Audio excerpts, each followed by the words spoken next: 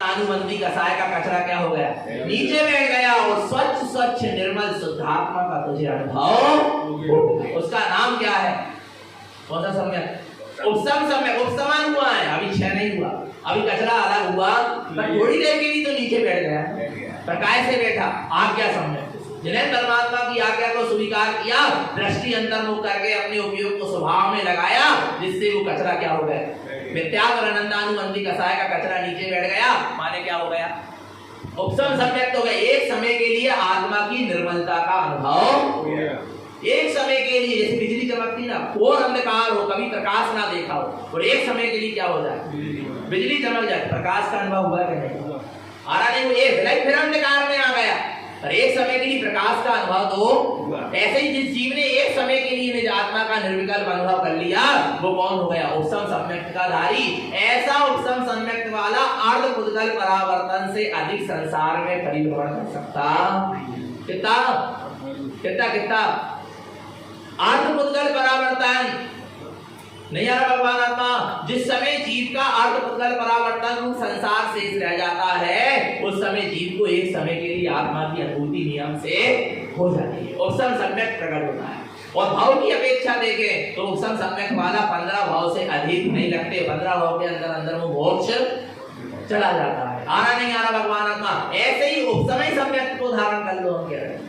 आ रहा है भगवान आत्मा। इसके बाद सुवेदन माने वेदक सम्यक, जहां पर निज आत्मा का शुद्ध वेदन होने लगे। अभी शुद्ध दर्शन हुआ उपसम में, क्या हुआ अभी?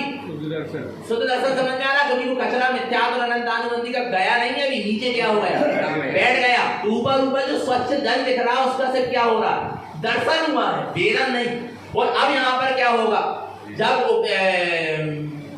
वेदक सम्यक जब प्रकट होगा, तो वहां पर आत्मा का क्या होने लगा, स्वच्छता का, शुद्धता का जो दर्शन हुआ था, उसका अनुभव भी होने लगा। क्या अनुभव होने लगा, यह मैं ही, ये मैं ही नहीं आ रहा। दर्पण में चेहरा देखा, ये आपको क्या हुआ, क्या हुआ, चेहरे का दर्शन हुआ, पर उसमें मैं बना आ रहा कि नहीं, ये मैं ही हूं, ये मेरा ही चेहरा नहीं आ रहा। ऐसे ही उपसम सम्यक वाले को आत्मा का क्या हुआ, दर्शन हुआ। फिर वेदक सम्यक वाले को ये लगने लगा, यह मैं ही हूं, ये मैं ही हूं, ये मैं ही हूं। ऐसा क्या होने लगा, अनुभूति होने लगी, ऐसा अनुभव होने लगा, ऐसा फीलिंग होने लगा कि ये मैं ही, आ रहा नहीं आ रहा, मैं ही हूं। वो वेदक सम्यक थे। 5 क्षयोपसम सम्यक का, क्षयोपसम का मतलब होता है क्षय उपसम। कुछ मिथ्या आ रहा, क्षय उपसम, मिथ्यात्व और 4 अनंतानुबंधी कसाय में से कुछ तो क्या हो गए, ये 7 प्रकृति में से कुछ तो क्या हो गई, क्षय हो गई, और कुछ क्या हो गई, उपसम दब गए। कुछ कचरा निकल गया और कुछ कचरा बैठ गया नीचे। वो कौन सा सम्यक है, क्षयोपसम सम्यक आत्मा की अनुभूति के साथ होता है, वेदन के साथ होता है। आरा भगवान आत्मा। और ऐसा क्षयोपसम सम्यक वाला 66 सागर, कितना सागर, 66 सागर, और द्वितीय स्वार्थ सागर भी लग सकते, पर मोक्ष नियम से जाएगा। आरा भगवान आत्मा। और यदि भाव की अपेक्षा देखें तो कहीं कहीं ये आया कि 8 भाव के अंदर में क्षयोपसम सम्यक वाला कहा जाएगा, मोक्ष जाएगा, मतलब पक्का हो गया। उपसम भी हो जाए तो पक्का है, और क्षयोपसम भी हो जाए तो पर सब स्वभाव के आश्रय से होगा, और जिन्हें परमात्मा की आज्ञा के अनुसार चलने से होगा। आया समझ में? क्षयोपसम सम्यक आप समझ आ रहा, वेदक सम्यक, वेदक नाम दे दिया तारण स्वामी, तारण स्वामी ने दिया है क्षयोपसम सम्यक को वेदक, क्योंकि जिसका तुझे उपसम सम्यक में दर्शन हुआ, उसका क्या होने लगा, वेदन होने लगा। क्या वेदन होने लगा, ये मैं ही हूं, ये मैं ही हूं, ये मेरी सत्ता है, ये मेरा अनुभव आ रहा है। अपने आप का उसमें मैं बना आने लगा। आ रहा भगवान आपका। अब आगे चलो, कौन सा सम्यक, क्षायिक।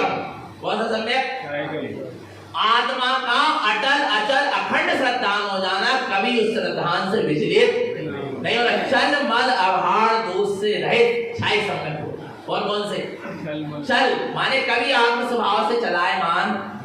अरे वो अनुभव तो हुआ था आत्मा का, पर क्या पता आत्मा का अनुभव है क्या नहीं आ रहा, क्या हो गया, क्या हो गए। अरे हमने वो शास्त्र में ऐसा पढ़ा और गुरु से ऐसा पढ़ा, ऐसा है क्या, ऐसा थोड़े क्या हो रहा है, आप अपने श्रद्धान से हो तो रहा है, श्रद्धान हो तो गया, पर फिर भी क्या हो रहा है, कभी कभी किसी प्रसंग बस में क्या हो गए, चलायमान हो रहे हो। तो अभी आपको क्षायिक सम्यक, क्षायिक सम्यक वाला को चल मल और आभार दोष नहीं लगते। आ रहा नहीं आ रहा, चल मल माने 25 मल दोष, कितने मल दोष, आठ संकाली दोष, आठ मत छह नायतन, तीन मूर्ता का कृतकारी तन्मोदना से त्यागी होता है, किंचित भी उसको ये दोष नहीं लगते। तब तो चल मल और आघाड़ दोष, आघाड़ दोष का मतलब कि गाढ़ापन नहीं है अभी। उपसम और संयोजन वालों का सम्यक में क्या नहीं है, श्रद्धा में क्या नहीं है, गाढ़ापन नहीं। बट छाई वाले को क्या हो जाए, बिल्कुल गाढ़ापन हो गया, आप कुछ नहीं माने, कुछ नहीं आ रहा भगवान आत्मा माने मैं हूं, माने हूं, मैंने जो जाना है वो सत्य है, ध्रुव है, प्रमाण है, मुझे स्वीकार है, किसी को स्वीकार होए और न मैं अपने आप में पूर्ण सत्य हूं, कोई कितना उछलता। अब तारण स्वामी जैसे गुरु भी आके परीक्षा ले ले तो नहीं माने, बेबी कहेंगे तुम विपरीत करो तो बोला करे, उसका नाम क्या है, परीक्षा ले सकते नहीं आ रहा भगवान आत्मा। समझ लेना चेतन इतना अटल अचल क्या हो गया, श्रद्धान हो गया भगवान आत्मा। जिस गुरु से उसने सम्यक के उपदेश को प्राप्त किया है वही गुरु उसकी परीक्षा लेने क्या हो जाए, आ जाए, और कोई विपरीत प्रसंग उसके सामने खड़ा कर दे मिथ्या का, तो भी वो मिथ्या का सेवन गुरु के कहने पर भी नहीं करे। इतना अटल अचल क्या हो गया उसको, नहीं आ रहा भगवान आत्मा, नहीं वो है चाहे सम्यक का धारी। अंधी श्रद्धा का नाम सम्यक नहीं है, ध्यान रखना।